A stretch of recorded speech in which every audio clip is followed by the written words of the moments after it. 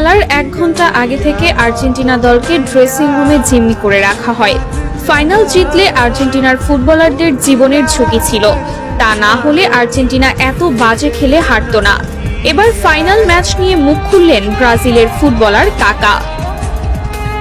স্পেনের কাছে হেরে বিশ্বকাপ নেওয়া হলো না আর্জেন্টাইনদের, তবে সে ফাইনাল ম্যাচটি নিয়ে এখন আলোচনা তুঙ্গে।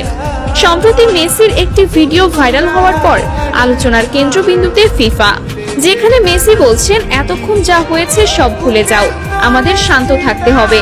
আর ড্রেসিং রুমে এমন কথা বলা নিয়েই এখন সবাই ফিফার দিকে আঙুল তুলছেন।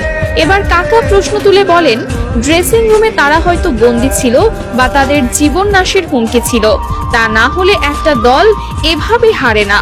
ইচ্ছে করে হারতে গিয়েই তারা বাজে খেলেছে, তা না হলে খেলা হতো সমানে সমান।